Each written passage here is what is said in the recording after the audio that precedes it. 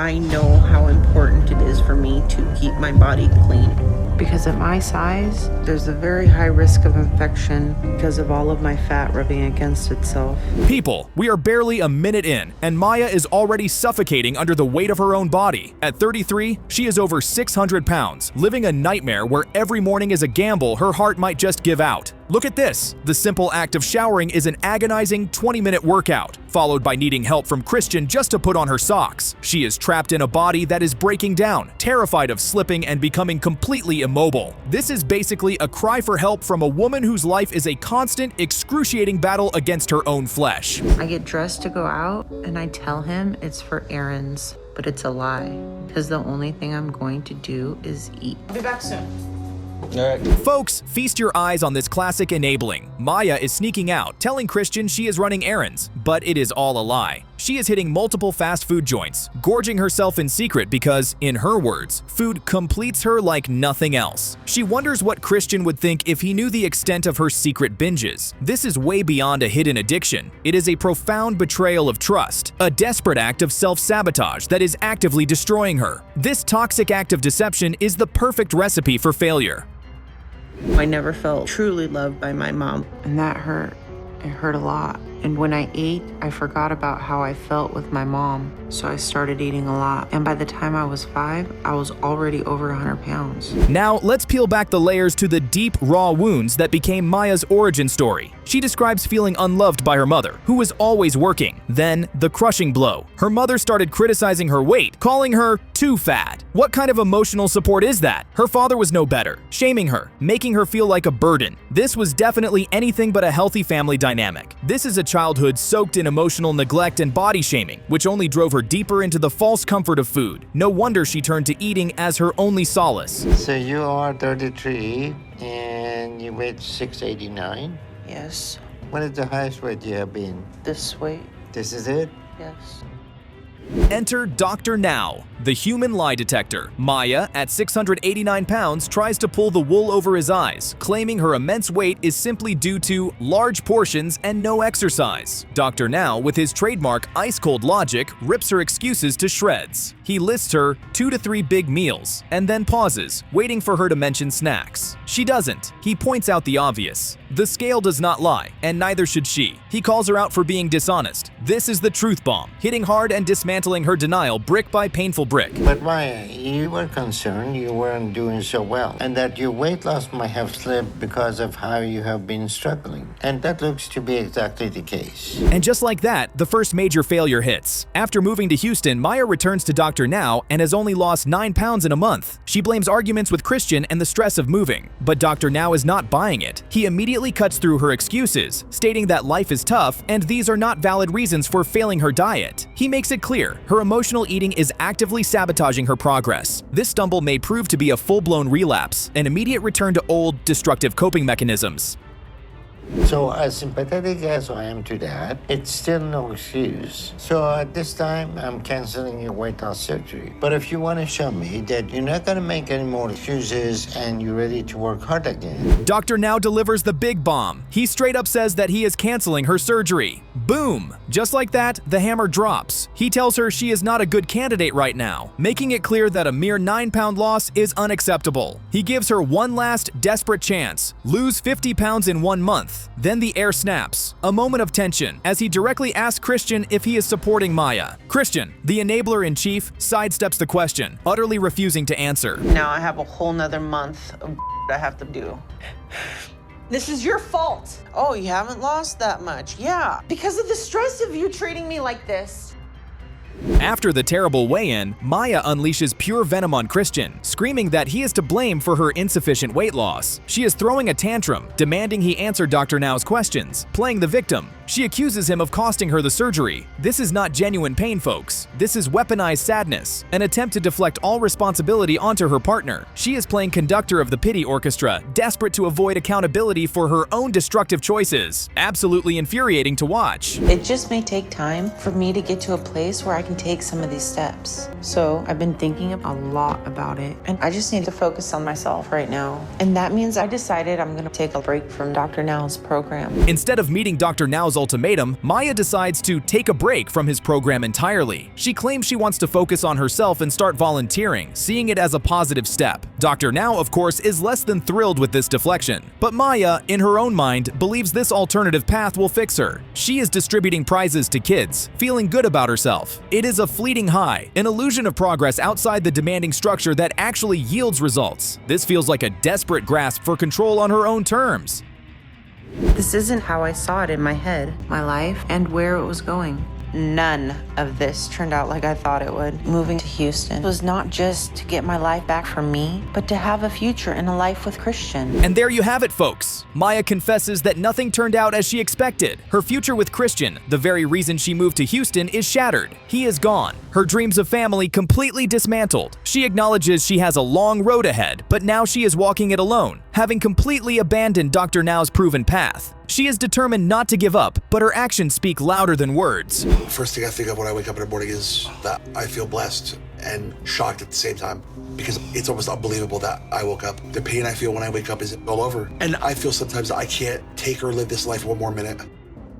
Robert knows one thing, and it's that he is living a nightmare. He wakes up, blessed to be alive, yet his body is screaming in agony, making him wish for death. He explicitly states he can't take or live this life one more minute. He's a prisoner, utterly dependent on his fiancée, Catherine, for basic needs like a trip to the bathroom. His enormous weight is physically draining, mentally and emotionally taxing. This is rock bottom, a suffocating existence where every single breath feels like a struggle. He despises this life he is in. You had asked me the other day to get kielbasa, and you want pierogies? If they have them, yeah. Okay, anything else? They're really good bread there. Italian bread, The bread. please? Yeah. Okay.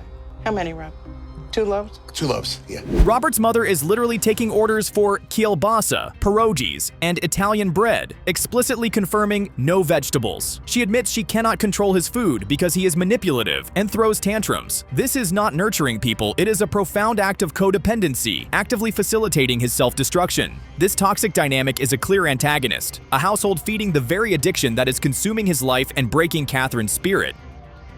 But then things got bad for me one summer at 9 years old when I met a boy who happened to live 2 or 3 houses away, and he started inviting me over his house for lunch. And one day I was put in a very bad situation with him. At 9 years old, Robert suffered sexual molestation from a friend, followed by a horrific death threat if he ever spoke of it. His parents were too consumed by their fried chicken business to notice his silent agony. Food became his secret, comforting escape from the terror and loneliness. He could fill his plate with chicken and fries, and no one would even notice. This isn't just about food addiction, folks. It is a raw, heartbreaking story of childhood trauma buried under layers of unhealthy coping. And if we don't address that, that issue would likely kill him first. And the fact that he's alive and his body has been able to endure that is truly a miracle. Robert admits to taking 8 milligrams of Dilaudid for his worst pain. Dr. Now is deeply concerned and immediately homes in on this. He is worried about Robert's obvious addiction to painkillers, a silent assassin on top of his food issues. Dr. Now makes it crystal clear. He is admitting Robert to the hospital for a strict 1,200-calorie diet, but more importantly, to completely cut him off the painkillers. He states this substance abuse could likely kill him first. That, people, is a stark reality check. We had Robert on minimal painkillers, and he wasn't happy with the limits we put on him. Dr. Now reveals that Robert was not happy with the limited painkillers after surgery. He went so far as to intentionally tear his sutures open just to get more medication. Let that sink in, people. He physically harmed himself deliberately to fuel his addiction. This is not a stumble. It is a terrifying, desperate act of self-sabotage, revealing the absolute grip the painkillers have on him. He is now claiming he is in too much pain to continue walking, using his addiction as an excuse. You know that medicine is highly addictive, and you know that everybody that has been on Dilaudid, we have a hard time to get him off. After his sutures were torn, Robert is still desperately asking Dr. Now for a last something for pain. Dr. Now, with a firm tone, clarifies the truth. Robert is not in actual pain, but the Dilaudid addiction is creating a psychological dependency, making him feel pain. He tells Robert to toughen up and resist, or it will never stop until it kills him. Robert's continued denial, his inability to accept the addiction's grip, is a heartbreaking and dangerous illusion. Gee, I don't know. Maybe the way you've been treating me, maybe the way you've been, you won't do anything. You're nasty to everyone, especially me. No, because you try to make me look bad in front of people. I don't try to make you look bad. I'm just trying to get the facts right that you're not getting right. Catherine confronts Robert, accusing him of being nasty to everyone, especially her. She is at her breaking point, pointing out that he is not Rob anymore. He dismisses her, denying her claims about his exercise bar, and insists she just go back to Jersey. This is not rational thought. This is the raw, ugly face of addiction driving a wedge between him and his only support. His emotional manipulation is palpable, pushing away the very person sacrificing everything to save him. It is absolutely heartbreaking to witness. This is more of a leg problem, not me wanting to do this problem. Just stop with the excuses and get out of this bed. See, I fully understand what you mean. The only thing is that my leg is not letting me do it. It's not because... That's what he's talking about. Robert, still clinging to the idea of a leg problem, is cut off. Dr. Now, with an unwavering stare, declares surgery is not part of the discussion now. He must prove himself. He tells Robert his excuses are over and to get out of this bed. He reiterates that if Robert does not change, his situation will get to a place where we won't be able to help you. This is Dr. Now drawing a definitive final line in the sand. But Robert's denial about his addiction is a wall. And he says, well, just in case, he says, just understand I love you and I always have. And I told him, I said, I love you too. And we laid down and we went to bed right around 6 o'clock. And I hear him setting himself up. The end is swift and unprecedented. Catherine describes the horror of Robert's last moments, him saying he does not think he will make it through tonight. She watched, helpless, as he gasped for air, his eyes going black, completely dilated. He died in her arms from a heart attack, the ultimate consequence of a body pushed beyond its limits by unchecked addiction and years of physical and emotional struggle. The lost wedding, the shattered dreams of a family, everything gone. This is a devastating end to a life that deserves so much more. When you become as heavy as I have, it's hard. It's real hard. Sometimes it feels like I'm dead. I cannot do the things that normal people take for granted. Penny is living a nightmare. She describes feeling dead, a prisoner in her own body, utterly immobile. Look at her. She literally cannot walk to the bathroom. Her world has shrunk to the size of her bed. Her only view is the four walls that confine her. This is not just a struggle with weight, folks. It is an absolute rock bottom, a life suffocated by addiction. She's staring into an abyss, desperate for any escape from this self-made prison, a chilling existence where even basic movements trigger hours of agony. My dad was very abusive to my mom and to us some. The abuse was something that no kid should have to watch your mom beaten. It wasn't every day, but it was every time he drank.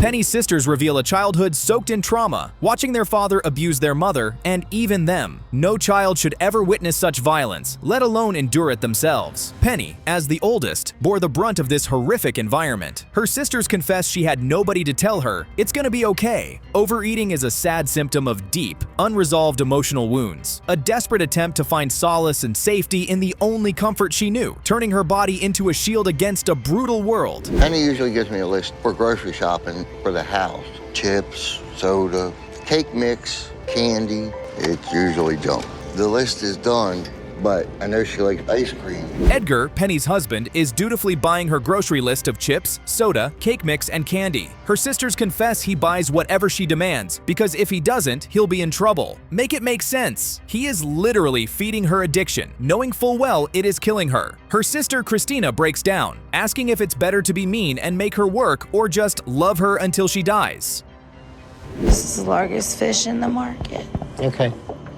A normal body mass index is about 20. 35 is morbidly obese. Over 40 is super morbidly obese. Enter Dr. Now, the human lie detector. He sees Penny's gargantuan size and her immediate excuses. Penny refers to herself as the largest fish in the market, a stark, brutal assessment of her condition. She's claiming an oxygen dependency, but Dr. Now immediately shuts it down, showing her oxygen saturation is fine. He is not fooled. He sees through her act, diagnosing her as someone who played a role of being a victim and encouraged family to be enablers. This dynamic, he states, is very difficult to break. The truth bomb has landed, dismantling her illusions. Penny is unwilling to get up and walk around. I'm not sure why she doesn't want to do that. You sure you don't want to sit up or? If I can walk, there are 3 miracles in the world.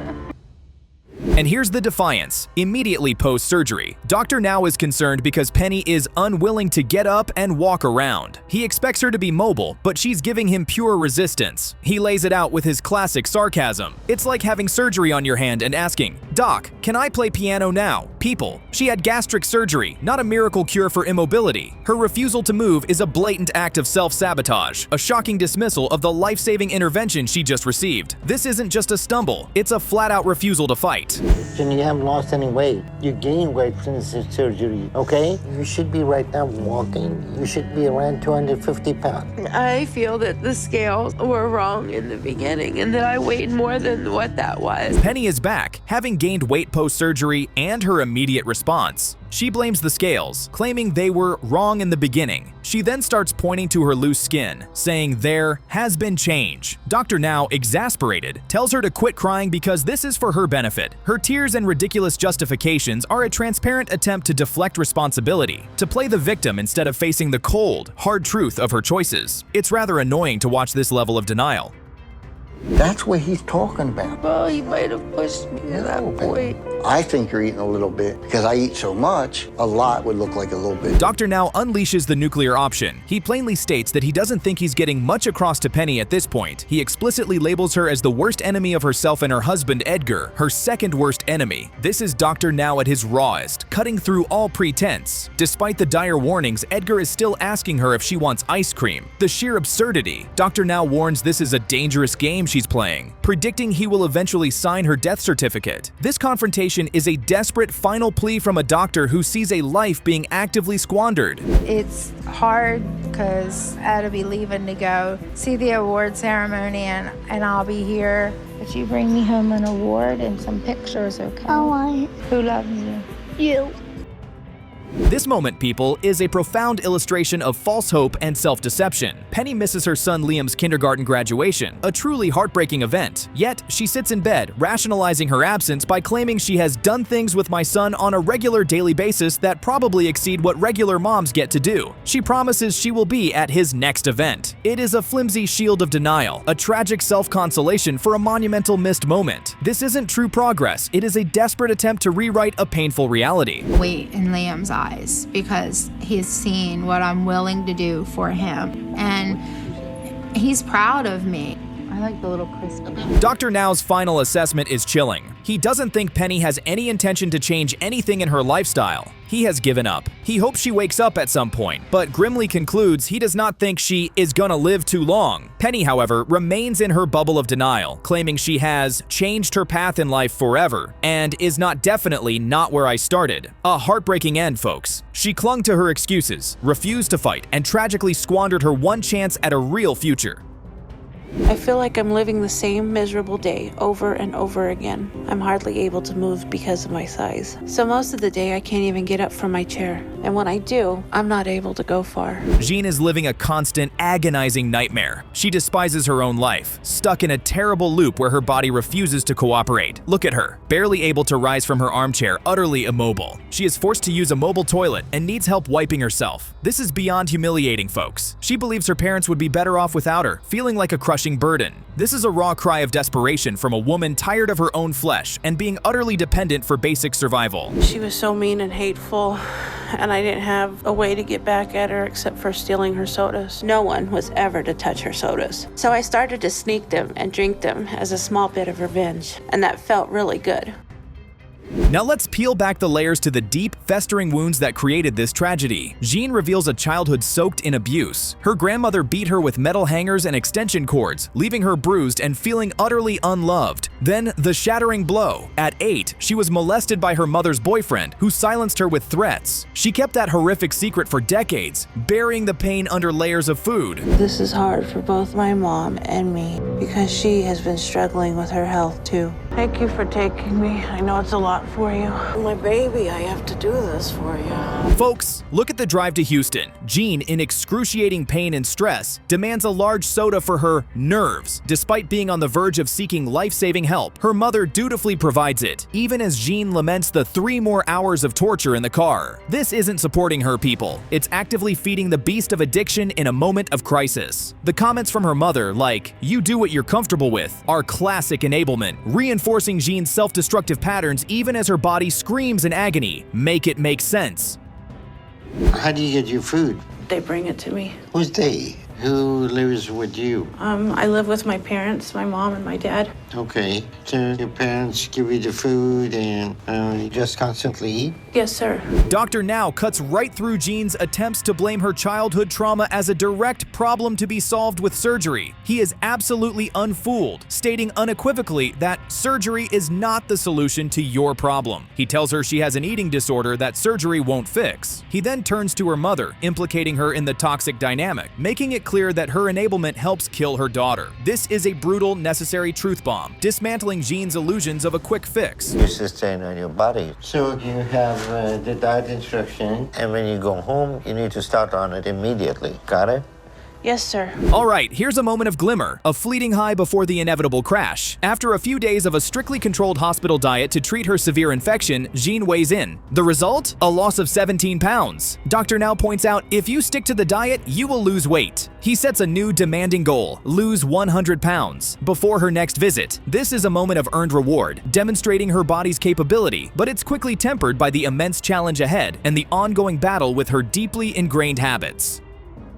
I'm back in Houston with my mom to see Dr. Now for my next appointment. It was hard getting back here again, but I'm hoping this appointment goes better than the first one because I don't want to end up back in the hospital. Jean is back after her initial hospital stay, where she lost 53 pounds. Dr. Now tasked her with losing another 50 pounds. The scale, however, shows a gain of 29 pounds. She is shocked, claiming she and her mother fought very hard. People, this is a blatant act of denial. She explicitly states she does not know what to do, yet blames the scales, the very instrument of truth. This isn't a stumble, it is a full-blown relapse, a clear sign of deep-seated resistance to real change. We got you in the hospital and you lost 53 pounds. Halfway to your goal. So all you needed to do was lose the remaining 50 pounds in 6 weeks on your own to get down to your overall goal I gave you. This, folks, is a masterclass in deflection and blame. When Dr. Now confronts her about her weight gain, Jean defensively lashes out, claiming he doesn't understand. She brings up her progress in quitting smoking and soda, completely missing the point. Dr. Now counters with his thousands of patients, reminding her that her excuses are not unique. She then accuses him of not understanding that she did not get fat overnight. This isn't genuine pain seeking understanding. It's weaponized frustration, a desperate attempt to manipulate the narrative and avoid accountability. We're not helping you because you don't want to do the work, climb up. You want someone else to do it for you and to make excuses. But if you don't catch the rope, you're not going to be able to pull yourself out. Dr. Now unleashes the nuclear option. He uses the powerful analogy of a person falling from a cliff, with him throwing a rope, only for them to demand he climb for them. He states that until Jean grabs the rope and pulls herself up, nothing will change. He accuses both her and her mother of lying, telling them they refuse to change. This isn't a suggestion, people. It is a desperate, final plea, a moment of raw confrontation designed to shock her into taking responsibility before her time runs out.